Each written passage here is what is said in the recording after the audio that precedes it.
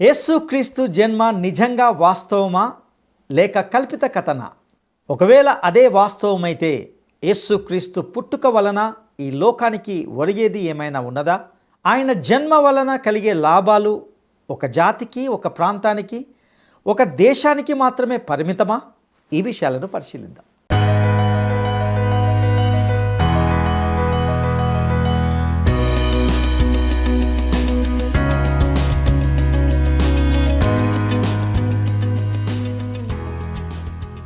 ప్రియమైన మిత్రులారా, ముందుగా మీకు మీ కుటుంబాలకు ప్రేమధార కార్యక్రమాల పక్షంగా క్రిస్మస్ శుభాకాంక్షలు తెలియజేస్తూ మిమ్మల్ని అందరినీ నేటి ప్రత్యేక కార్యక్రమానికి సాదరంగా ఆహ్వానిస్తున్నాం. దేవుని మహాకృపతో మీరు ఆరోగ్యంగా ఆనందంగా ఉన్నారని మరియు మీరు క్రమబద్ధమైన ఈ బైబిల్ అధ్యయన కార్యక్రమాలను ఆస్వాదిస్తున్నారని, బైబిల్లోని దేవుని వాక్యాన్ని నిరంతరం వివరణాత్మకంగా నేర్చుకుంటున్నారని ఆశిస్తున్నాము. ఈనాటి కార్యక్రమంలో క్రిస్మస్ని గూర్చిన ఒక ప్రత్యేక సందేశాన్ని మనం వినబోతున్నాం. దేవుడు తన వాక్యం ద్వారా మనకు ఏం బోధించాలనుకుంటున్నాడో జాగ్రత్తగా విందామా? క్రిస్మస్ కాలం, క్రీస్తు జననం ఎంతో ఆనందమే. రాజాధిరాజు, ప్రభువుల ప్రభువు ధరకే తెంచెలే. క్రిస్మస్ కాలం, క్రీస్తు జననం ఎంతో ఆనందమే. రాజాధిరాజు, ప్రభువుల ప్రభువు ధరకే తెంచెలే. ఎంతో ఆనందమే రారాజు నీ జన్మమే. ఎంతో సంతోషమే ఆ ప్రభుని ఆగమనమే. ఎంతో ఆనందమే రారాజు నీ జన్మమే. ఎంతో సంతోషమే ఆ ప్రభుని ఆగమనమే. క్రిస్మస్ కాలం, క్రీస్తు జననం ఎంతో ఆనందమే. రాజాధిరాజు, ప్రభువుల ప్రభువు ధరకే తెంచెలే.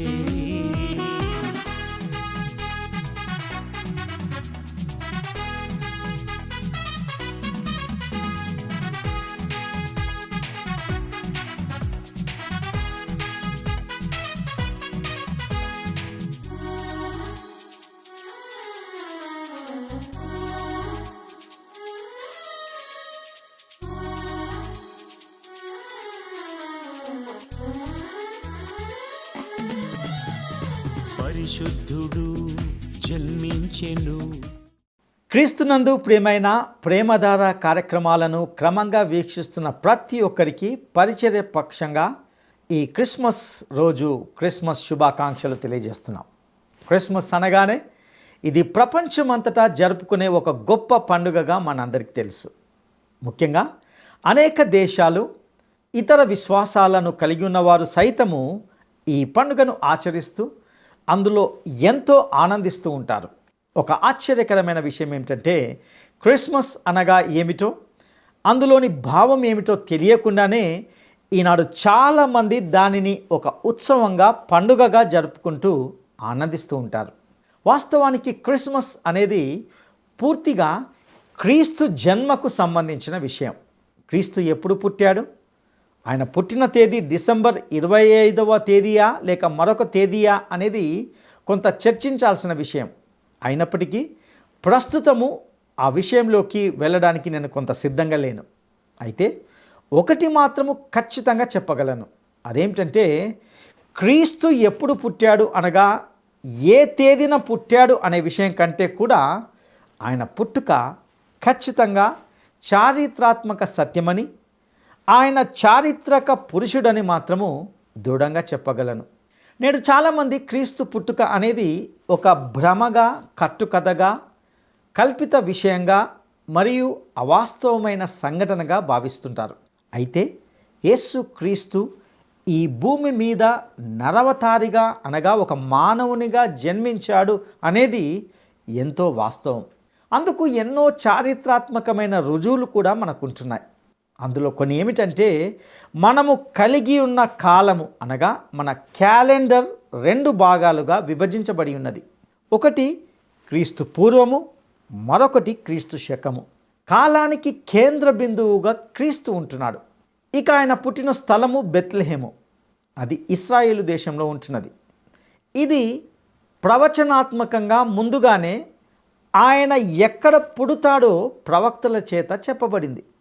అదేవిధంగా ఆయనకు ఏ పేరు పెట్టబడాలో, ఏ వంశములో ఏ కుటుంబంలో పుట్టాలో కూడా ముందుగానే చెప్పబడింది.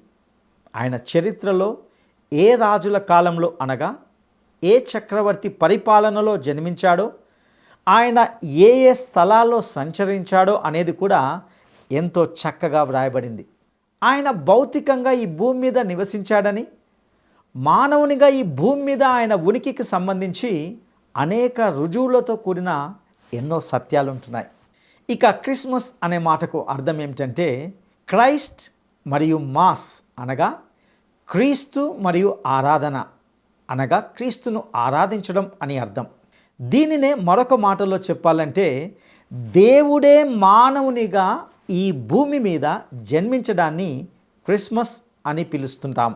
ఇంతకీ ఆయన ఈ భూమి మీద ఎందుకు జన్మించాడు అనేది ఒక గొప్ప ప్రశ్న. ఈ ప్రశ్ననే మరొక విధంగా చెప్పాలంటే యేసు క్రీస్తు ఈ లోకంలో జన్మించడం వలన మానవునికి ఒరిగేదేమిటి? ఏమైనా లాభాలున్నాయా? ఒకవేళ ఉంటే ఈ లాభాలు ఒక జాతికి, ఒక ప్రాంతానికి, ఒక దేశానికి మాత్రమే పరిమితమా, లేక ఈ ప్రపంచమంతటికి వర్తిస్తుందా? నేటి ఈ సందేశంలో యేసు క్రీస్తు యొక్క జన్మ వలన ఈ ప్రపంచానికి కలిగిన అత్యంత విశిష్టమైన 5 ఆశీర్వాదాలను మీతో పంచుకోవడానికి నేను ఇష్టపడుతున్నాను. ఒకసారి లూకా సువార్త 2వ అధ్యాయము 8 నుండి 14 వచనం వరకు మనము గమనిద్దాం. ఆ దేశంలో కొందరు గొర్రెల కాపరులు పొలములో ఉండి రాత్రి వేళ తమ మందను కాచుకొనుచుండగా ప్రభుదూత వారి యొద్దకు వచ్చి నిలిచెను. ప్రభు మహిమ వారి చుట్టూ ప్రకాశించినందున వారు మిక్కిలి భయపడిరి. అయితే ఆ దూత, భయపడకుడి, ఇదిగో ప్రజలందరికీ కలగబోవు మహా సంతోషకరమైన సువార్తమానము నేను మీకు తెలియజేయుచున్నాను. దావీదు పట్టణమందు నేడు రక్షకుడు మీ కొరకు పుట్టి ఉన్నాడు. ఈయన ప్రభువైన క్రీస్తు. దానికిదే మీ కానవాలు. ఒక శిశువు పొత్తిగుడ్డలతో చుట్టబడి ఒక తొట్టిలో పండుకొని ఉండుట మీరు చూచెదరని వారితో చెప్పెను. వెంటనే పరలోక సైన్య సమూహము ఆ దూతతో కూడా నుండి సర్వోన్నతమైన స్థలములలో దేవునికి మహిమయు ఆయనకిష్టులైన మనుషులకు భూమి మీద సమాధానమును కలుగునుగాక అని దేవుని స్తోత్రము చేయుచుండెను. ప్రియులారా, ఈ భాగంలో యేసు క్రీస్తు శరీరధారిగా ఈ లోకంలో జన్మించడం వలన సర్వ మానవాళికి లభించినటువంటి అత్యంత విశిష్టమైన 5 ఆశీర్వాదాలను మనం గమనిస్తాం. ఇక యేసుక్రీస్తు జన్మ వలన ఈ ప్రపంచానికి కలిగిన మొదటి లాభము లేదా ఆశీర్వాదం ఏమిటంటే ఆయన జన్మ వలన మానవునిలోని భయము తొలగించబడింది లేదా అభయము కలిగింది. క్రీస్తు జన్మకు సంబంధించి దేవదూత ఇచ్చిన సందేశంలో మొదటి మాట ఏమిటంటే లూకా సువార్త 2వ అధ్యాయము 10వ వచనం మొదటి భాగము, భయపడకుడి. ప్రియులారా, భయము అనేది మానవుని జీవితంలో ఎంతో ప్రతికూలమైన విషయమైంటున్నది. వాస్తవానికి మానవుడు తన జీవితమంతయు ఏదో రకమైన భయముతోనే బ్రతుకుతూ అర్థము లేని నెమ్మది లేని బ్రతుకును కలిగి ఉంటున్నాడు. భయము అనే మాటకు గ్రీకు భాషలో ఫోబియా అని అంటారు. ఈ లోకంలో సుమారు 500 రకాల భయాలు అనగా ఫోబియాస్ ఉన్నట్లుగా మనము సాధారణంగా వింటూ ఉంటాం. చాలామందికి అక్రోఫోబియా అనగా ఎత్తు స్థలాలు అంటే భయపడతారు. మరికొందరు ఏరోఫోబియా అనగా ఎగరడం అంటే భయపడతారు. మరికొందరు ఆక్వాఫోబియా అనగా నీళ్లు అంటే భయం. మరికొంతమందికి క్లాస్ట్రోఫోబియా అనగా అన్నీ మూసి ఉండడం అంటే భయం. ఎనోక్లోఫోబియా అనగా గుంపులను చూస్తే భయం.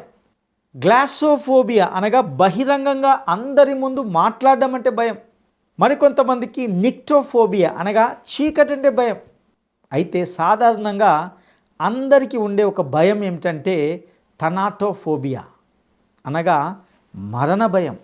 ఈ భయాన్ని జయించడానికి మానవుడు ఎన్నో సంవత్సరాలుగా నిరంతరంగా ప్రయత్నిస్తూనే ఉన్నాడు, కానీ దానిని జయించలేకపోతున్నాడు. వాస్తవానికి మొదటి మానవుడైన ఆదాము దేవుడు తినవద్దన్న పండును తినడం ద్వారా, అనగా దేవుని మాటకు అవిధేయుడై ఉన్నప్పుడు వెంటనే ఆధ్యాత్మికంగా మరణించాడు. ఫలితంగా భౌతికమైన మరణాన్ని కూడా కొని తెచ్చుకున్నాడు. నాటి నుండి మానవుడు మరణ భయం చేత దినదినము బ్రతుకుతూ సతమతమవుతూనే ఉంటున్నాడు. పాపము వలన వచ్చు జీతము మరణమై ఉన్నది. మరణము మానవుణ్ణి ఏలుతూనే ఉన్నది, భయపెడుతూనే ఉన్నది. మానవుడు తన జీవితకాలం అంతయు మరణ భయం చేత దాస్యమునకు లోబడిన వానిగానే జీవిస్తున్నాడు. అయితే ఈ మరణ భయాన్ని తొలగించడానికే యేసుక్రీస్తు ఈ లోకములో శరీరధారిగా మారవలసి వచ్చింది. ఒకసారి హెబ్రీ పత్రిక 2వ అధ్యాయము 13వ వచనాన్ని మనము గమనిద్దాం. కాబట్టి ఆ పిల్లలు రక్త మాంసములు గలవారైనందున ఆ ప్రకారమే మరణము యొక్క బలము గలవానిని, అనగా అపవాదిని మరణము చేత నశింప చేయుటకును, జీవితకాలమంతయు మరణ భయం చేత దాస్యమునకు లోబడిన వారిని విడిపించుటకును ఆయన కూడా రక్త మాంసములలో పాలివాడాయను. ప్రియులారా, ఆయన జన్మ మానవుని భయాలను, ముఖ్యంగా మరణ భయాన్ని తొలగించింది. ఇది మొదటి ఆశీర్వాదం. ఇక యేసు క్రీస్తు జన్మ వలన ఈ ప్రపంచానికి కలిగిన రెండవ లాభం లేదా రెండవ ఆశీర్వాదం ఏమిటంటే, ఆయన జన్మ వలన ప్రజలందరికీ మహా సంతోషము కలిగింది.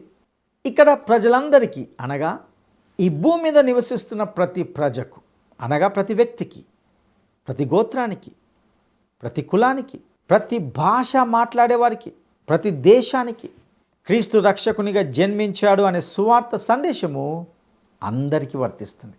క్రీస్తు జన్మ మానవునిలో సంతోషాన్ని తీసుకుని వచ్చింది. త్రాగుడు, వ్యభిచారము, ధన సంపాదన అనే వాటి ద్వారా కూడా మానవుడు సంతోషం పొందుకోవడానికి ఎన్నో రీతులుగా ప్రయత్నిస్తూనే ఉన్నాడు. కానీ ఇవేవి అతనికి శాశ్వతమైన ఆనందాన్ని ఇవ్వలేకపోతున్నాయి. అందుకే దేవుడే మానవునిగా క్రీస్తు యేసు రూపంలో జన్మించవలసి వచ్చింది.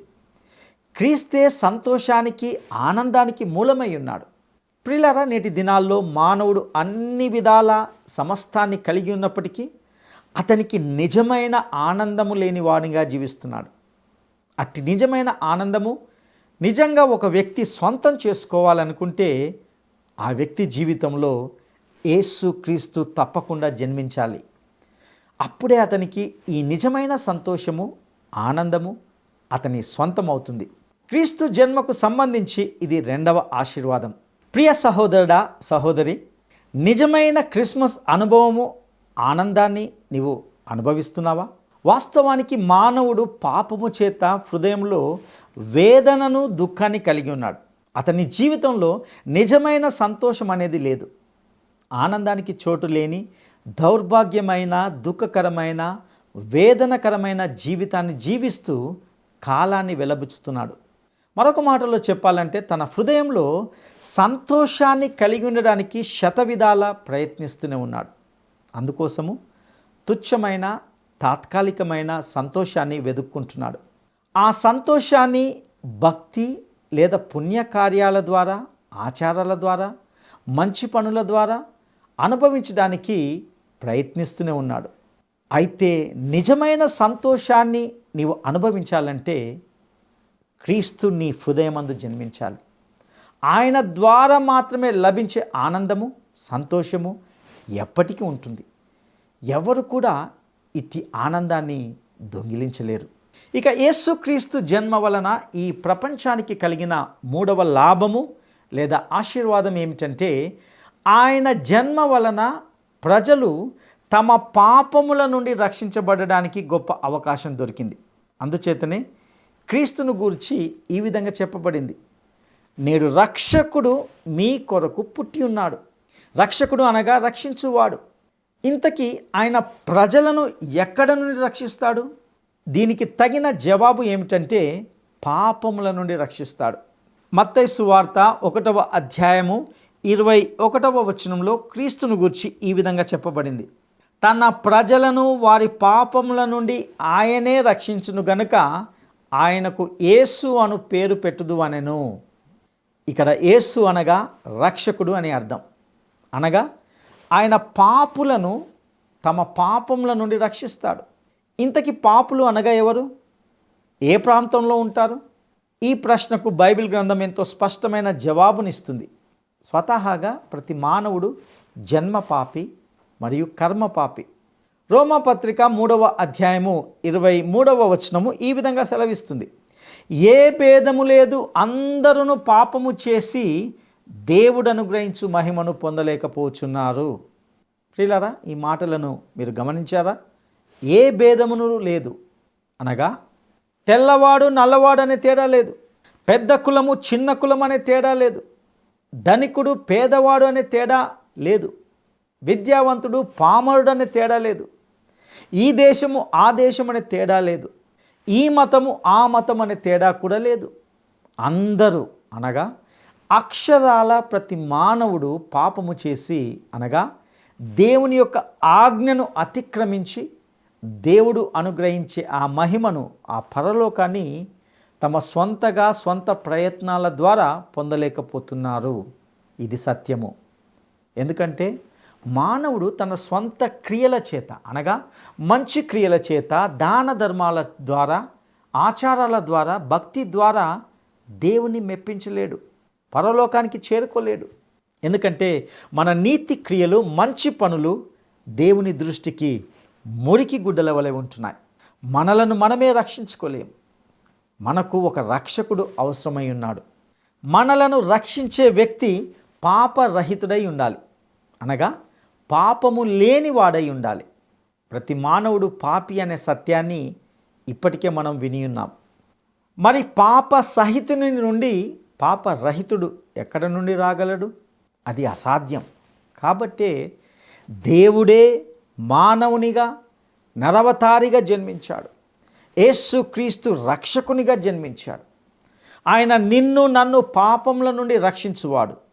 ఆయనే గనక ఈ లోకానికి రాకపోయి ఉంటే మానవుడు పాపములోనే జీవిస్తూ పాపములోనే మరణించేవాడు. అయితే మానవునికి యేసు క్రీస్తునందు గొప్ప నిరీక్షణ ఉంటున్నది. క్రీస్తు జన్మ వలన ప్రజలందరూ తమ పాపముల నుండి రక్షించబడడానికి గొప్ప అవకాశం దొరికింది. ఇదే ఆయన జన్మలోని గొప్ప ఆశీర్వాదం. ఇక యేసు క్రీస్తు జన్మ వలన ఈ ప్రపంచానికి కలిగిన 4వ లాభము లేదా ఆశీర్వాదం ఏమిటంటే ఆయన జన్మ వలన దేవునికి మహిమ కలిగింది. అనగా దేవుని యొక్క ఉద్దేశము నెరవేర్చబడింది. సర్వోన్నతమైన స్థలములలో దేవునికి మహిమ కలిగింది. ఇంతకుముందే మనము గమనించిన విధంగా మానవుడు పాపి గనుక పాపము చేయి ప్రతివాడు మరణానికి అనగా నిత్య నరకానికి పాత్రుడు.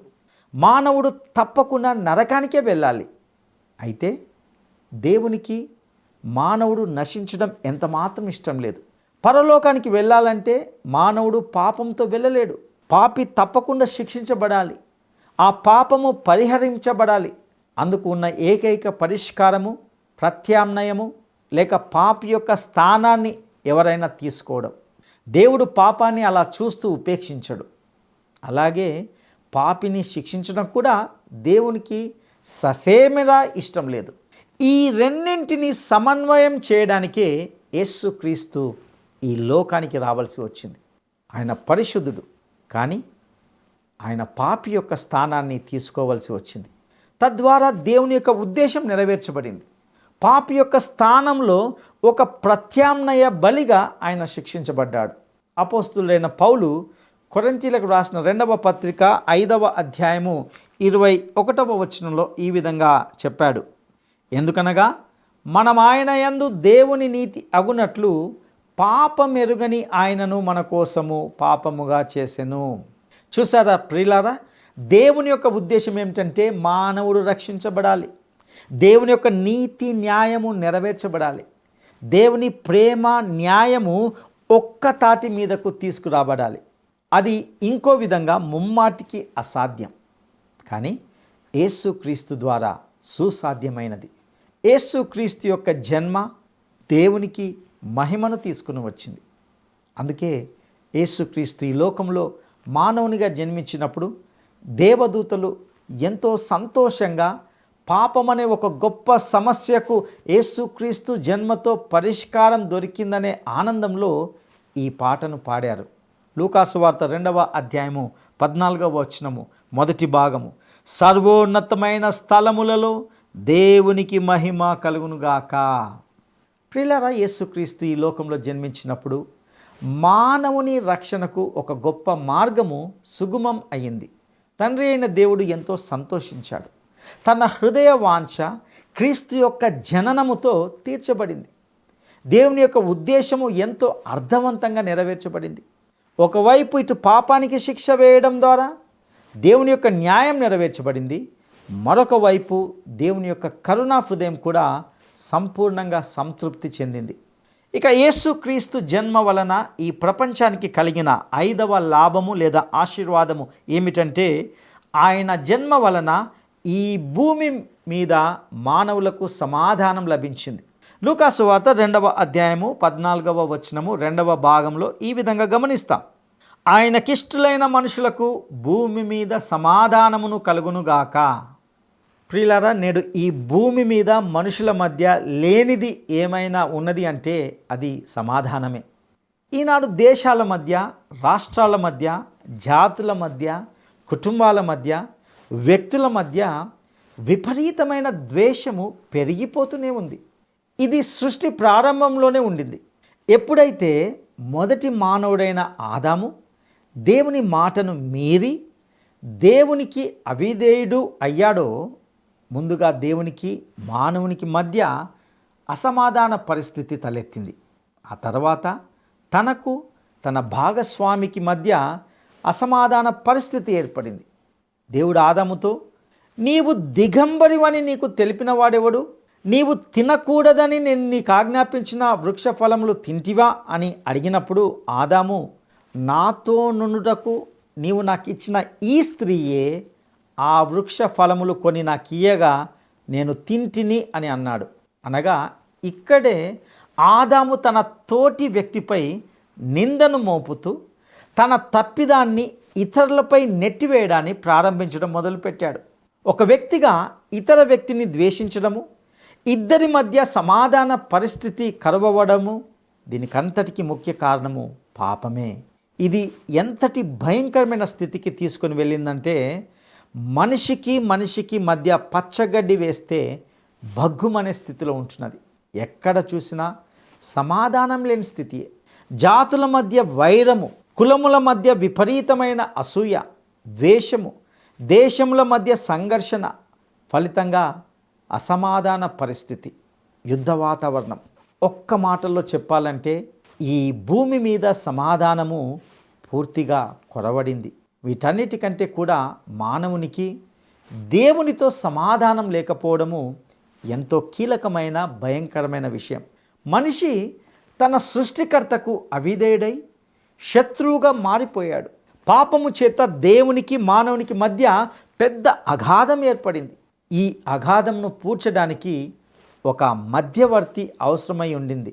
పరిశుద్ధుడైన దేవునికి పాపి అయిన మానవునికి మధ్య సంధి కుదుర్చగలిగే సరి అయిన వ్యక్తి కావాలి. ఆ వ్యక్తి కూడా పాపరహితుడై దేవుని ఆమోదాన్ని పొందగలిగే, దేవుని సంతోష పెట్టగలిగే వ్యక్తిగా ఉండాలి. బైబిల్ గ్రంథంలో తిమోతికి వ్రాసిన మొదటి పత్రిక 2వ అధ్యాయము 5వ వచనము ఈ విధంగా సెలవిస్తుంది, దేవుడు ఒక్కడే, దేవునికిని నరులకును మధ్యవర్తియు ఒక్కడే, ఆయన క్రీస్తు యేసను నరుడు.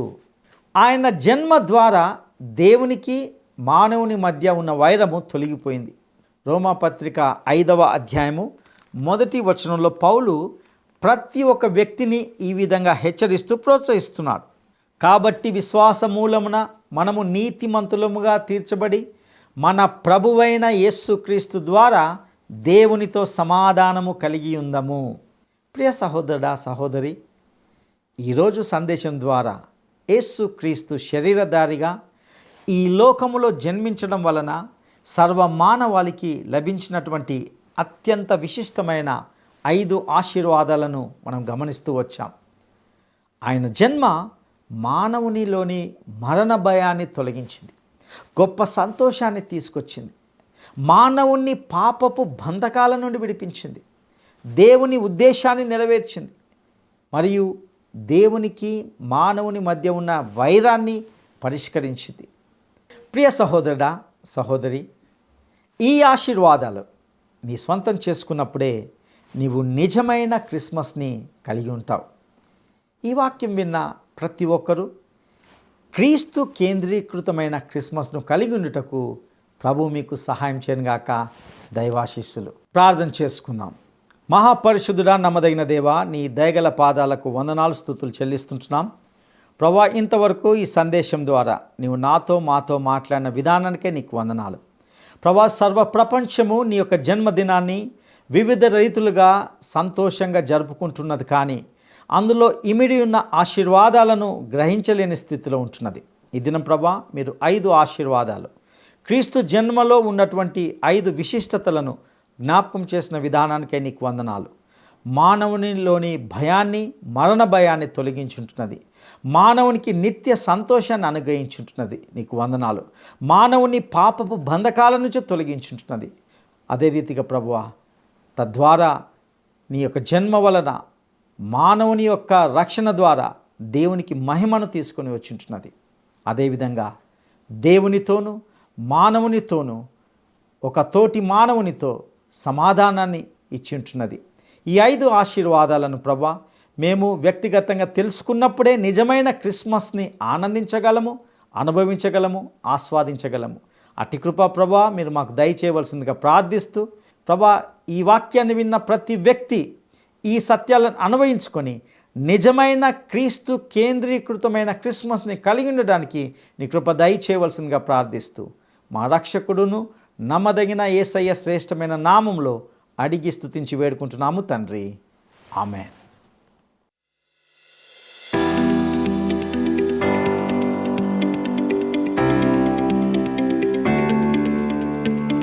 దేవునికి ఇష్టలైన మనుషులకు ఈ భూమి మీద ఏమి కలుగుతుంది?